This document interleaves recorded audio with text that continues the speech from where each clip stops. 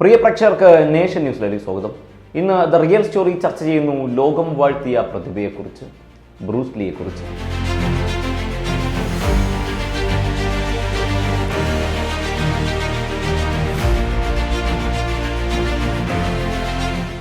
മെയ്വഴക്കം കൊണ്ട് ലോകം കീഴടക്കിയ ചൈനീസ് ആയോധന കലാ വിദഗ്ധനാണ് ബ്രൂസ് ലീ. ബ്രൂസ് ലീയെക്കുറിച്ചുള്ള പൂർണ്ണമായ വീഡിയോ ആണ് ഈ റിയൽ സ്റ്റോറിയിൽ ഉൾപ്പെടുത്തിയിരിക്കുന്നത്. വീഡിയോ പൂർണ്ണമായും കാണുക. വീഡിയോ ഇഷ്ടമായാൽ ലൈക്ക് ചെയ്യാനും ഷെയർ ചെയ്യാനും സബ്സ്ക്രൈബ് ചെയ്യാനും നിങ്ങളുടെ വിലയേറിയ കമൻറ്റുകൾ രേഖപ്പെടുത്തുവാനും മറക്കരുത്. Welcome back to nation news live. അതെ, ഇന്ന് ചർച്ച ചെയ്യുന്നത് മെയ്വഴക്കം കൊണ്ട് ലോകം കീഴടക്കിയ ഒരു അത്ഭുത പ്രതിഭയെക്കുറിച്ച്, ബ്രൂസ് ലീയെക്കുറിച്ച്. ചൈനീസ് ആയോധന കലാ വിദഗ്ധനാണ് ബ്രൂസ് ലീ. നവംബർ 27, 1940 അദ്ദേഹം ജനിച്ചു. 1973 ജൂലൈ 20 അദ്ദേഹത്തിന്റെ മരണം. ചലച്ചിത്ര നടൻ, തത്വചിന്തകൻ എന്നീ നിലകളിലും അദ്ദേഹം പ്രശസ്തനായിരുന്നു. ചലച്ചിത്ര നടനായിരുന്ന ബ്രണ്ടൻ ലീ, നടിയായ ഷാനൻ ലീ എന്നിവരുടെ പിതാവ് കൂടിയാണ് അദ്ദേഹം. ആക്ഷൻ എന്നാൽ ബ്രൂസ് ലീയെയാണ് എല്ലാവരും ഓർക്കുക. ഹോങ്കോങ്ങിലെ ഒരു നാടക കമ്പനിയിലെ ഹാസ്യ നടനായിരുന്ന ലീ, ഹോയ്ചിൻയുടെയും ചൈനീസ് ജർമ്മൻ പാരമ്പര്യമുള്ള കത്തോലിക്ക വിശ്വാസിയായിരുന്ന ഭാര്യ ഗ്രേസിന്റെയും മകനായി 1940 നവംബർ 27 അമേരിക്കൻ ഐക്യനാടുകളിലെ സാൻ ഫ്രാൻസിസ്കോയിലുള്ള ജാക്സൺ സ്ട്രീറ്റ് ആശുപത്രിയിലാണ് ബ്രൂസ് ലീ ജനിച്ചത്. ന്യൂയോർക്കിൽ നാടകം അവതരിപ്പിക്കാനെത്തിയതായിരുന്നു ലീയുടെ പിതാവ്. ജൂൻ ഫാൻ എന്നായിരുന്നു ഗ്രേസി മകനിട്ട ആദ്യ പേര്. പക്ഷേ ആ ആശുപത്രിയിലെ ഡോക്ടറായിരുന്ന മേരി ഗ്ലോവർ അവനെ ബ്രൂസ് എന്ന് വിളിച്ചു. പിന്നീട് ലീ എന്ന കുടുംബപ്പേരും കൂടി ചേർന്നപ്പോൾ അവൻ ബ്രൂസ് ലീ ആയി. 3 മാസത്തിന് ശേഷം ലീ ദമ്പതിമാർ ജന്മനാട്ടിൽ തന്നെ തിരികെ എത്തുന്നു.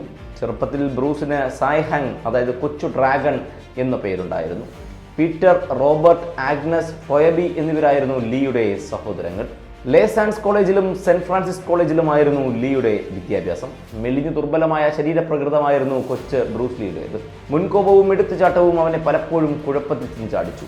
18-ാം വയസ്സിൽ സഹപാഠിയിൽ നിന്നും രൂക്ഷമായ മർദ്ദനമേറ്റതിൽ ലീ സ്വയം രക്ഷയ്ക്കായി ആയോധന കല പഠിക്കാൻ തീരുമാനിക്കുന്നു. അവിടെയാണ് അദ്ദേഹത്തിന്റെ ജീവിതത്തിലെ മാറ്റം സംഭവിക്കുന്നത്. പഠനത്തിൽ ഉഴപ്പനായിരുന്നു.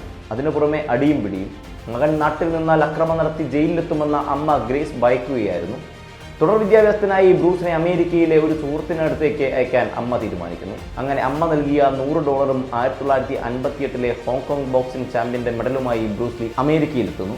വാഷിംഗ്ടൺ യൂണിവേഴ്സിറ്റിയിൽ നിന്ന് തത്വചിന്തയിൽ ബിരുദവും സമ്പാദിക്കുന്നു. വാഷിംഗ്ടൺ യൂണിവേഴ്സിറ്റിയിൽ വെച്ച് 1961 ലീ ലിൻഡയെ കണ്ടുമുട്ടുന്നു. പ്രണയബദ്ധരായ അവർ 1964 ഓഗസ്റ്റിൽ വിവാഹിതരവുമാകുന്നു.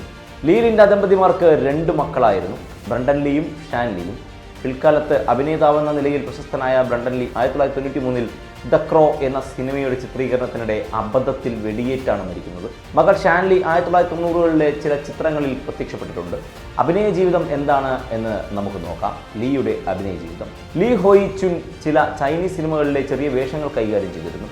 കൈക്കുഞ്ഞായിരിക്കുമ്പോൾ തന്നെ സിനിമയിലെത്താൻ അത് ബ്രൂസിനെ സഹായിച്ചു. തുടർന്ന് ബാലനടനായി ശ്രദ്ധേയനായ ലീ 18 വയസ്സായപ്പോഴേക്കും 20ഓളം ചലച്ചിത്രങ്ങളിൽ വേഷമിട്ടിരുന്നു. 1958, 1964 കാലഘട്ടത്തിൽ അഭിനയമോഹം ഉപേക്ഷിച്ച് ലീ ആയോധന കലയിൽ ശ്രദ്ധ കേന്ദ്രീകരിച്ചു. 1964 ലോങ് ബീച്ച് കരാട്ടെ ചാമ്പ്യൻഷിപ്പിലെ ലീയുടെ മാസ്മരിക പ്രകടനം കണ്ട പ്രസിദ്ധ ടെലിവിഷൻ നിർമ്മാതാവ് വില്യം ഡോസിയർ തന്റെ പുതിയ പരമ്പരയായ ഗ്രീൻ ഹോണറ്റിലേക്ക് ക്ഷണിച്ചതോടെയാണ് അദ്ദേഹം വീണ്ടും അഭിനയ രംഗത്തേക്ക് വരുന്നത്. ABC ആക്ഷൻ സീരീസിൽപ്പെട്ട ഗ്രീൻ ഹോർണറ്റ് എന്ന പരമ്പരയിലെ കാറ്റോ എന്ന കഥാപാത്രമാകാനായിരുന്നു ക്ഷണം. 1965 ചിത്രീകരിച്ച പരമ്പര 1966, 67 കാലഘട്ടത്തിലാണ് സംപ്രേഷണം ചെയ്തത്. പിന്നീട് ഇതേ പേരിൽ തന്നെ ബാറ്റ്മാൻ എന്ന പരമ്പരയിലും ചില TV ഷോകളിലും പ്രത്യക്ഷപ്പെട്ടു.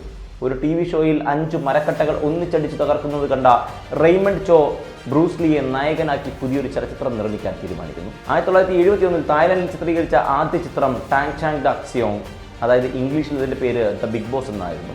ഈ ചിത്രം ഹോങ്കോങ്ങിൽ വലിയ ചലനമാണ് ഉണ്ടാക്കിയത്. തൊട്ടു പിന്നാലെ വന്ന ഫിസ്റ്റ് ഓഫ് ഫ്യൂറിയും അതുവരെ ഉണ്ടായിരുന്ന കളക്ഷൻ റെക്കോർഡുകൾ ഭേദിക്കുന്നു. ഒരു ജനകീയ ഹീറോയായി ഉയർന്ന ലീ സ്വന്തമായി ചലച്ചിത്ര കമ്പനി പിന്നീട് ആരംഭിക്കുന്നു. 1973 റോബർട്ട് ക്ലൗസ് സംവിധാനം ചെയ്ത എൻ്റർ ദ ഡ്രാഗൺ ആയിരുന്നു അടുത്ത ചിത്രം. ഗോൾഡൻ ഹാർവസ്റ്റ് വാർണർ ബ്രോസ് നിർമ്മാണ കമ്പനിയുടെ ആദ്യ ചിത്രമായിരുന്നു അത്.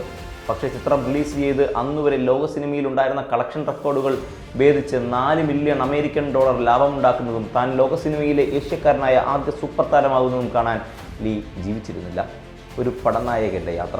നേപ്പാളി സംസ്കാരത്തിൽ നിന്ന് പ്രചോദനം ഉൾക്കൊണ്ടുകൊണ്ട് ആരംഭിച്ച ഗെയിം ഓഫ് ഡെത്ത് എന്ന ചിത്രത്തിൽ അഭിനയിച്ചുകൊണ്ടിരിക്കുകയായിരുന്നു ലീയുടെ അപ്രതീക്ഷിത അന്ത്യം. പിന്നീട് എൻഡർ ഓഫ് ദ ഡ്രാഗന്റെ സംവിധായകനായ റോബർട്ട് ക്ലോസ് പ്രസ്തുത ചിത്രം ലീയുടെ ശിഷ്യന്മാരായ കരീം അബ്ദുൽ ജബ്ബാർ, തായ് ചുൻ കിം, എൻ ബിയാഗോ എന്നിവരെ വില്ലൻ കഥാപാത്രങ്ങളാക്കി പൂർത്തിയാക്കി. 22 വർഷങ്ങൾക്ക് ശേഷം ലീയെക്കുറിച്ചുള്ള ബ്രൂസ് ലീ ഒരു പടനായകന്റെ യാത്ര എന്ന ഡോക്യുമെന്ററിയിൽ ഈ ചിത്രം ഉൾപ്പെടുത്തി. 1965 ഗ്രീൻ ഹോണറ്റിന്റെ ചിത്രീകരണം തുടങ്ങിയത്. ഷൂട്ടിങ്ങിനും മറ്റുമുള്ള സൗകര്യത്തിനായി ലീയും കുടുംബവും ലോസ് ആഞ്ചലസിലേക്ക് താമസം മാറി. ഗ്രീൻ ഹോണറ്റിന്റെ ഒരു എപ്പിസോഡിന് $400 ലീയുടെ പ്രതിഫലം. ലീ തന്റെ ആദ്യ കാർ സ്വന്തമാക്കിയത് ഇക്കാലത്തായിരുന്നു. അമേരിക്കയിലെ ചെറുപ്പക്കാർക്കിടയിൽ ഗ്രീൻ ഹോണറ്റിന് വലിയ പ്രചാരം ലഭിച്ചു. 26 എപ്പിസോഡുകളായിരുന്നു ഗ്രീൻ ഹോണറ്റിനുണ്ടായിരുന്നത്. 1967 ജൂലൈ 14 പരമ്പര സംപ്രേഷണം അവസാനിപ്പിച്ചു. അപ്പോഴേക്കും ലീ സ്റ്റാറായി കഴിഞ്ഞിരുന്നു. അദ്ദേഹത്തിൻ്റെ മരണം 1973 ജൂലൈ 20 32-ാം വയസ്സിലായിരുന്നു ബ്രൂസ് ലീയുടെ മരണം. മരണത്തിന്റെ ആദ്യ ലക്ഷണം പ്രകടമായത് 1973 മെയ് 10 അന്ന് ഗോൾഡൻ ഹാർവസ്റ്റ് സ്റ്റുഡിയോയിൽ എൻഡർ ഫോർ ദ ഡ്രാഗന്റെ ശബ്ദലേഖനത്തിനിടെ ബ്രൂസ് ലീ കുഴഞ്ഞു വീണു. ഹോങ്കോങ്ങിലെ ബാപ്റ്റിസ്റ്റ് ആശുപത്രിയിലെ ചികിത്സയുടെ ഫലമായി ലീ താൽക്കാലികമായി രോഗമുക്തി നേടി. അന്ന് തളർന്നു വീഴുമ്പോൾ ലീ പ്രകടിപ്പിച്ച ലക്ഷണങ്ങൾ മരണദിവസം രാവിലെയും ആവർത്തിച്ചിരുന്നു. 1973 ജൂലൈ 20 ഉച്ചയ്ക്ക് 2 മണിക്ക് റെയ്മണ്ട് ചോയുമായി ഗെയിം ഓഫ് ഡെത്തിന്റെ നിർമ്മാണത്തെക്കുറിച്ച് ചർച്ച ചെയ്ത ശേഷം ലീയും ചോയും 4 മണിക്ക് പ്രസ്തുത ചലച്ചിത്രത്തിൽ നായികയായി അഭിനയിക്കുന്ന തായ് നടി ബെറ്റി ടിങ് പേയിന്റെ വീട്ടിലെത്തി മൂവരും ചേർന്ന് തിരക്കഥയെക്കുറിച്ച് ചർച്ച നടത്തുന്നതിനിടെ അത്താഴ വിരുന്നിന് ഒത്തുചേരാമെന്ന് പറഞ്ഞ് റെയ്മണ്ട് ചോ യാത്ര പറഞ്ഞു. കുറച്ചു നേരത്തെ ചർച്ചയ്ക്ക് ശേഷം തലവേദന അനുഭവപ്പെട്ടെന്ന് പറഞ്ഞ് ലീ വിശ്രമമുറിയിലേക്ക് പോയി. ബെറ്റി താൻ സ്ഥിരമായി ഉപയോഗിക്കുന്ന ഒരു വേദന സംഹാരി നൽകി.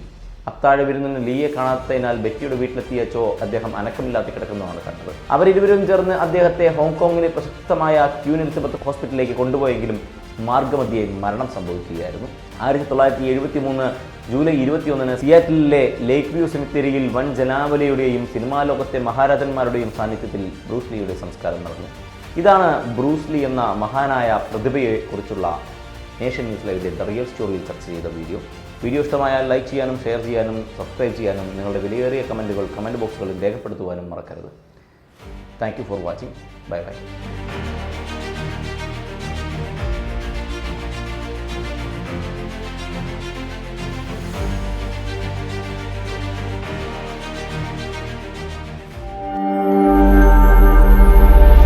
നാഷൻ ന്യൂസ് ലൈവ്, സത്യം, ചരിത്രം, വർത്തമാനം.